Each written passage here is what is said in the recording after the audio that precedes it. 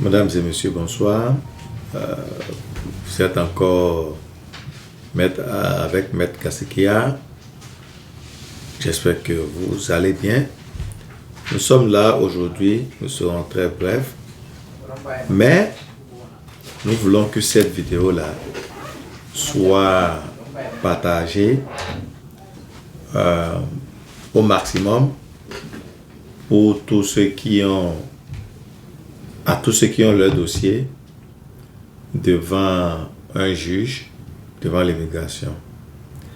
Aujourd'hui, nous voulons parler du transfert, du changement du tribunal. Transférer votre dossier d'un tribunal à l'autre. Quel est son effet sur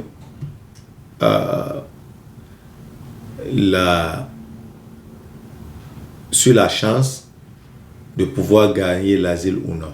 Vous savez, il y a un rapport qui est sorti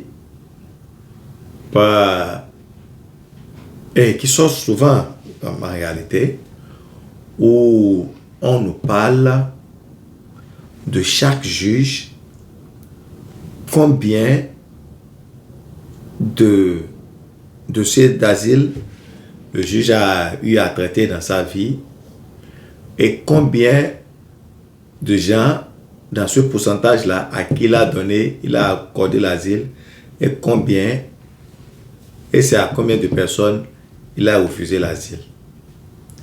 Donc, cette statistique-là permet de savoir quelle est la position de ce juge-là par rapport à l'asile.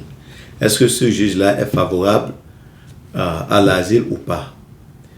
Et dans la même statistique, il y a une partie de la statistique qui est accordée aux pays africains, par exemple, ou bien à d'autres pays en général, qui nous dit combien de personnes, combien d'Africains, ou bien gagnent l'asile avec un juge A ou un juge B.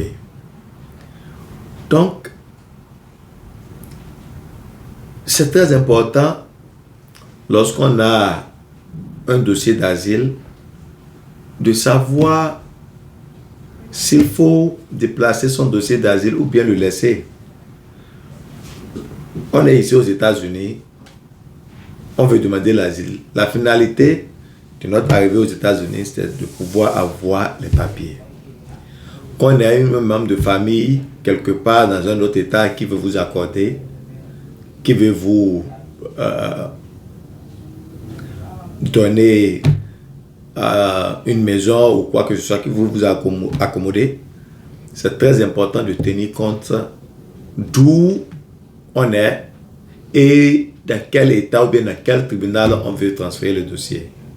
Il ne faut pas simplement fermer les yeux et transférer son dossier d'un tribunal à un autre sans savoir la politique, c'est-à-dire sans savoir si ce tribunal-là est favorable aux questions d'asile ou pas. C'est très important. Et cela contribue beaucoup au succès d'un dossier. Un simple exemple. On a un juge qui a 180 dossiers et dans ces 180 dossiers, par exemple, il a approuvé 70% et il a refusé 30%. Au même moment, on a un juge qui a le même nombre de dossiers, 180, et qui a refusé à 90% les dossiers et n'a approuvé que 10%. Vous voyez, est-ce que nous allons dire que c'est une coïncidence ou bien c'est ceux qui ont un bon dossier là, qui vont chez l'autre et c'est ceux qui ont le mauvais dossier qui vont chez celui-ci? Ce n'est pas vrai. C'est simplement parce que les juges là aussi ont leur opinion du dossier d'asile. Un autre exemple très clair qui m'est arrivé, par exemple,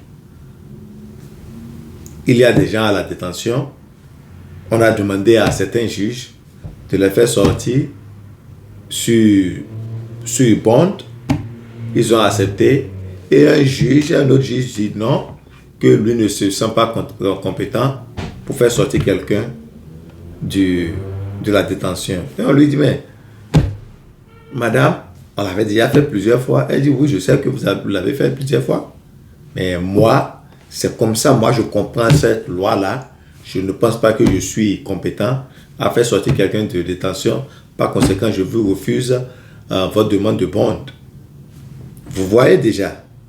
Donc, le juge qui prend le dossier,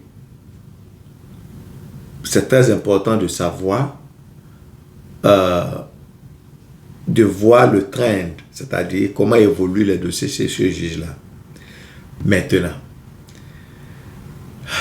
on ne connaîtra pas le juge qui va traiter notre dossier avant d'aller au tribunal. C'est le tribunal qui assigne les dossiers au juge. Mais au même moment, même lorsqu'on fait l'analyse des tribunaux, on constate aussi qu'il y a d'autres tribunaux où on constate que les dossiers qui sont favorables aux questions d'asile, et il y en a d'autres qui ne le sont pas. Par exemple, lorsqu'on a fait l'analyse de la plupart des juges qui sont à New York, par exemple, ils sont favorables aux questions d'asile.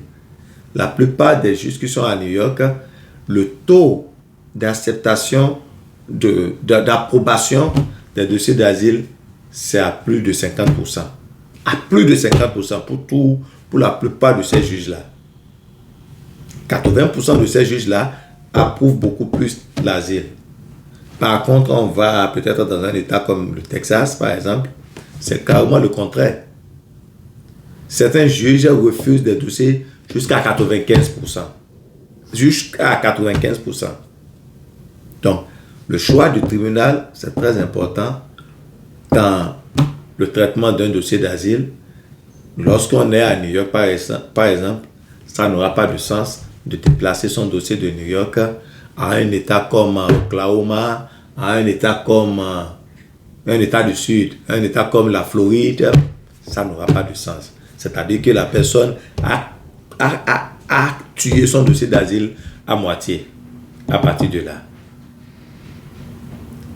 Par contre, si on a la chance de pouvoir transférer son dossier d'un de ces États-là à New York et que le transfert du dossier est accepté, la personne est à moitié chanceuse déjà. Donc, si on a envie de se déplacer d'un État à un autre, il faut tenir compte de ce conseil-là. C'est pourquoi nous disons, partagez ça avec tous ceux qui sont là aux États-Unis, qui ont leur dossier au tribunal, pour qu'ils comprennent qu'il ne faut pas faire des transferts farfelus, parce que j'ai un oncle dans un État du Sud qui va m'accepter, ne veut pas dire qu'il faut déplacer un dossier, par exemple, de New York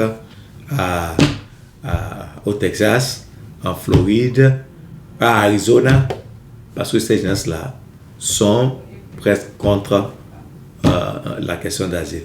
Ce sera tout pour aujourd'hui. Nous vous remercions beaucoup pour votre attention. Comme nous avons dit, partagez ça à tous ceux qui vont en bénéficier et nous allons vous voir la prochaine. Merci.